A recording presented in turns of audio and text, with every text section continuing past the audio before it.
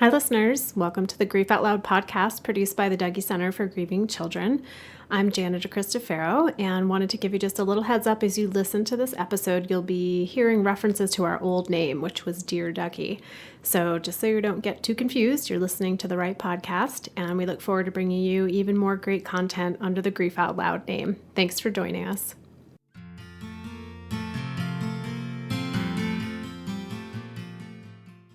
Hello, everyone, and welcome to the Dear Dougie podcast, produced by the Dougie Center for Grieving Children. I'm Jana DeCristofaro, and thank you for tuning in today. This podcast is meant to open up the often avoided conversation about grief. While we will all experience loss at some point in our lives, when it occurs, most of us don't know how to feel about it, what to do, or even how to talk about it.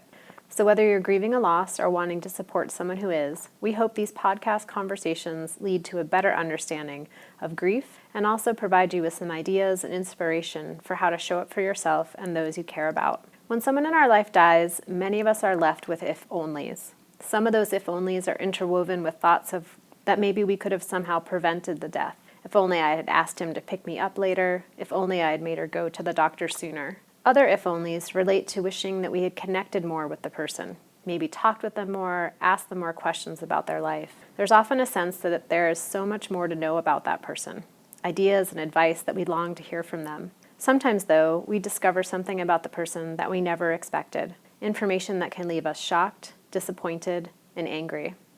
In today's episode, I'm talking with Matthew about his story of finding out a secret about his father after his father died of cancer in 2009. Welcome, Matthew. Thank you, Jana. It's so great to have you here and talk with you. Likewise, it's great to be here again. Can you start by telling us a little bit about your story, about your dad, how he died, what your relationship with him was like? Yeah, absolutely. So he always called me his number one son because I was the firstborn. He was my biggest supporter, go to all my sporting events. He was the person that I always looked up to. And then he was diagnosed with cancer June 30th on my birthday of 2009 and passed away. How old were you? I was just turned 21. So he was diagnosed on my birthday and then passed away 6 months later. And yeah, when he was diagnosed, it was ironic because I wanted to videotape him and ask him all the questions that I never got to ask him before. And I wanted so much just to hear kind of his final words. Did you get a chance to do that, to tape him? I never got a chance to tape him, but over the course of 6 months after he died, we got a couple letters that kind of shifted things that I didn't know about him. So when your father died, you had a particular image of who he was. Yeah, he was kind of this patriarch, the person I always looked up to. He was a man's man, the guy that everybody wanted to emulate. And then what happened after that? You said you received a few letters. Yeah, so 3 months after, we get a letter from a woman that claims that he is her biological father, and she's trying to reach out to him, and then he had her when he was 21, and then put her up for adoption. And we reached out to my uncles, and nobody knew about this mysterious child that he supposedly had. And then 3 months after that, we get a letter from a woman addressed to my mom that says she had an affair with my dad at her house while she was at work. They went on trips together. And before then, I never really knew that infidelity was a problem or cheating on my mom was a problem in the marriage. But then come to find out that cheating was a very common theme throughout their whole marriage. How did you discover that? I mean, I know these letters came in. Yeah, the letters came in, and then it just opened up dialogue between my mom and I very briefly and a little bit over a period of time. And the hardest part was how do I process all this information when he's dead and nobody can go to him and ask him, Dad, how about this daughter? Did you really have this daughter? Did you really have an affair with this woman that's saying the letter? And there's no chance to corroborate that with him. Yeah. And everybody had a different solution. You know, my dad's uncles, they were super devout believers in my dad, and they're like, oh, he would never do that. My mom was like, oh yeah, he totally cheated all the time. And it was hard because then I was in the middle of trying to find a balance of processing all this information, and I was missing him, but at the same time angry that he would do that. How could he have these big secrets that I didn't know about? Did you go through a period of time of not believing it? and saying this can't possibly be true? No, I always kind of sensed it. My parents never really had that great of a marriage. There's always turbulence, and my dad always painted my mom as like this crazy woman, and then he was the sane, righteous one in the marriage. And when you were younger, is that a story that you aligned with? Did that make sense to you? Your That dad's made take? sense to me, yeah. And then looking at it afterwards, realizing that him not being faithful in the marriage created my mom's emotions in the first place and made her react the way that she reacted. And it started to give me a holistic picture out of everything, because growing up, I was raised to believe it was all my mom's fault. She wasn't supportive enough and she didn't do enough. And then coming out of that, seeing the whole picture of like, all right, well, my dad isn't this perfect person anymore. And then how do I kind of justify that? How did you get there? I mean, I'm just picturing you getting just sort of an onslaught of new information about this person you had really looked up to. Yeah, it was tough and a lot of anger. And it was really strange going from angry 1 minute to crying the next. And I remember talking with people and my eyes would just start to swell up and like tear up, and Suddenly water is leaking from them while suddenly, they're still angry. yeah. It was really strange going through this range of emotions and not understanding, not being able to process everything. And I realized when I started attending the Dougie Center and I would just verbalize, I'm really angry today. And as soon as I said that, the anger would kind of dissipate. And the more times I let my emotions come up to the surface, the more times they went down. And then the waves kind of slowly over time became smaller and smaller, and I could kind of see the whole picture. Yeah, like being swimming in the ocean, it's so hard to see what's around you when there's just one wave after Yeah. another crashing over you. And then once everything kind of stopped, I could kind of take my breath and evaluate the situation. Before your dad died, how did you deal with strong emotions? Yeah, I definitely did not deal with strong emotions. I've never been somebody I never cried before my dad died. That was just not an emotion I was comfortable with. Never got angry. My dad was a businessman. And so I was just kind of raised in that business environment of emotions aren't practical.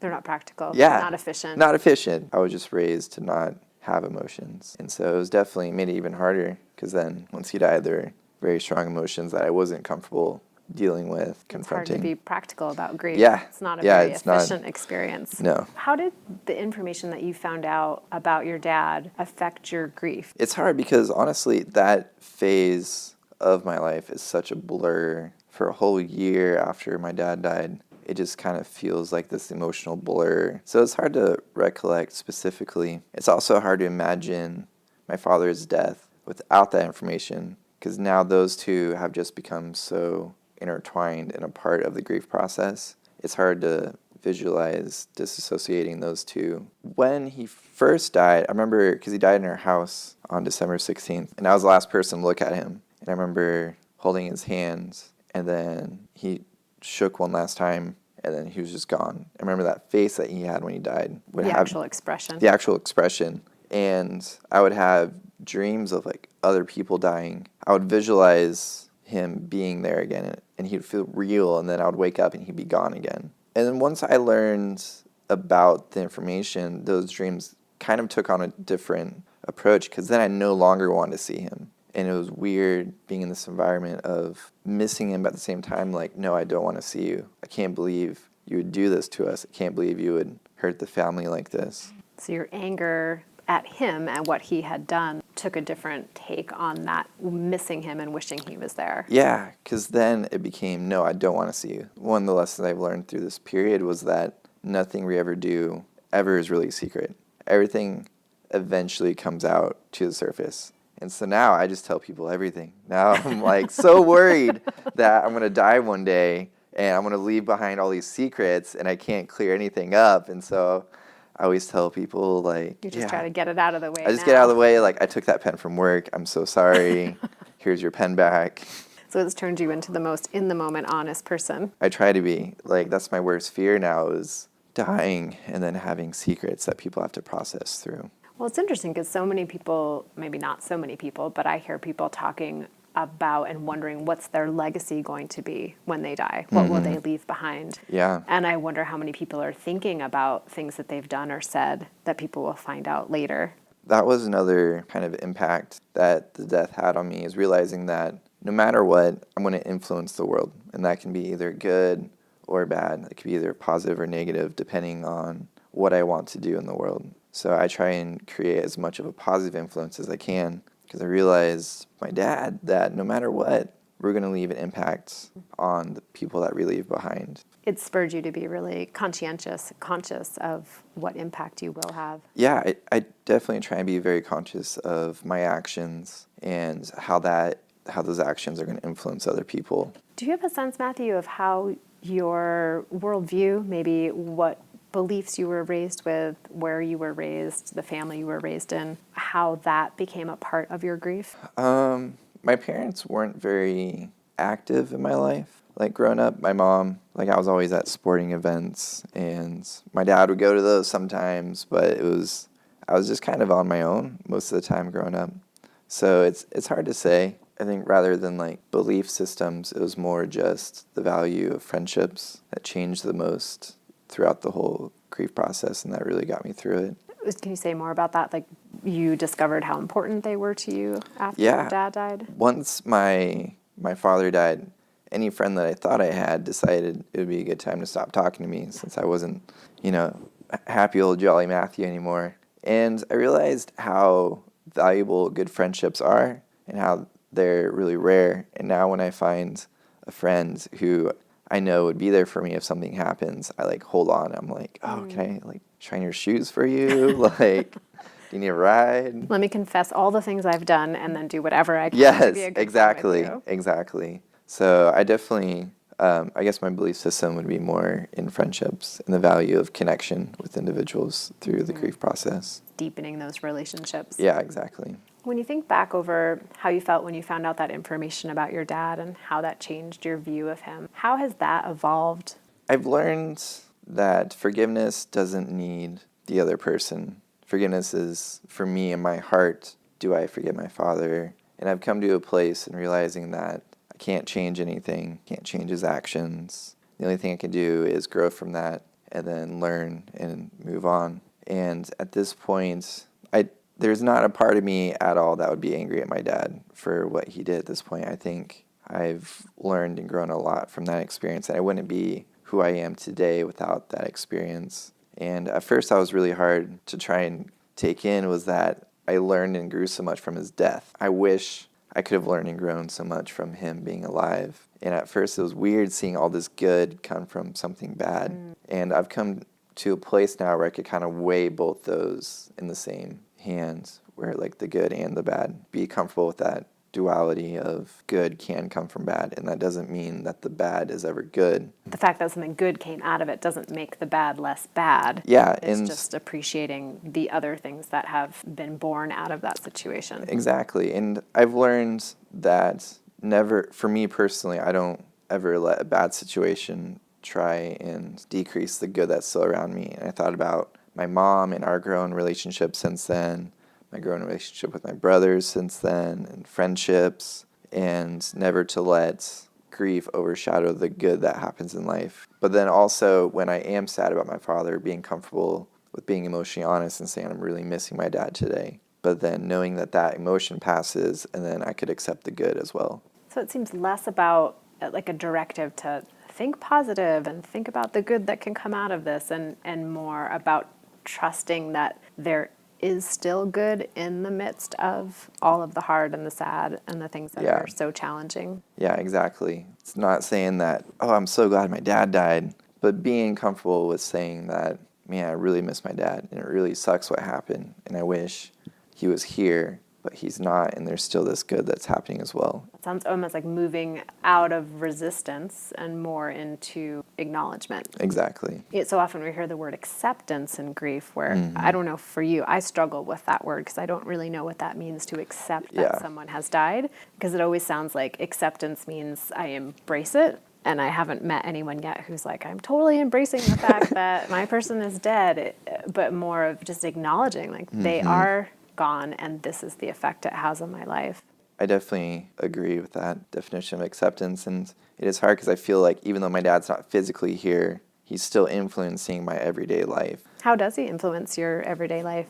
coming up on, it's going to be the 7-year anniversary in Yeah. December. Yeah. Yeah. It feels weird that 7 years because it feels like just yesterday that I was talking with him. It kind of sucks because he started as a person I always wanted to be, and it kind of became the opposite. The person you didn't The want person to I be. didn't want to be. And I realized that's okay. If he was here today, I'd probably be like, oh, you really messed up, Dad. He's like, yeah, I know. Like, I could just imagine him today being like, yeah, I haven't made the best choices. Have there been other ways you've communicated with him with this having to change your relationship with your memory of him? I think I communicated most to him probably through my mom and having open dialogues about the marriage and then reliving it that way. And my uncle's the stoic Irishman that loved telling stories. So we meet up once a year and we always hear stories about my dad. And so he stays alive through stories, through memories, whether that's through pictures or just talking about my dad. And do you ever, I don't know how to ask this question, but I'm thinking of, the conversations you had with him when he was alive were with the understanding of who he was. Mm-hmm. And now there's a different understanding of who he was. And you mentioned if he was here, you'd say, Dad, you really messed up. Yeah. Are there other things that you would most want to share with him? Our relationship was more silence-based. He had this sense of being comfortable in silence where I could sit next to him and know that he loved me and was enjoying the moment without him having to say anything. So if anything, it would be more sitting in silence through communication of just that sense of comfort. And in that silence, what would you most be carrying in your heart? One thing that I've learned is that despite what he did, that doesn't take away his love for me. And I realized that he is a fallible human being and that he made mistakes. But that also doesn't mean that he loves me less for those mistakes. And so in that moment of sitting in that silence, I would just understand that he loved me even though he messed up. It seems like through your whole grief process, you've come into this really interesting viewpoint of one thing not canceling out anything else, that there's room for all of those experiences and those emotions and those connections to be valid and in existence at the same time. Yeah, that's definitely how I feel. Balancing that contradicting information and realizing that I'll never know the real answers, but that's okay because the real answers aren't necessarily important for what my dad did. The only thing that's important is what I take with that information and then what I carry on. Like, how does that change me and how does that affect me over time? Thank you so much, Matthew, Yeah. for coming in and talking with us. It's so great to see you again. Thank you, Jana. Likewise. And thanks everyone out there for listening to us today. If you would like to listen to any of our past episodes, you can find them at dougy.org. It's dougy.org. We're also in iTunes or in any of the apps that you might use to listen to podcasts. If you have an idea about a topic you'd like us to talk about, please send me an email at help@dougy.org and just put podcast somewhere in the subject line. Thanks for listening and hope you'll join us again next time.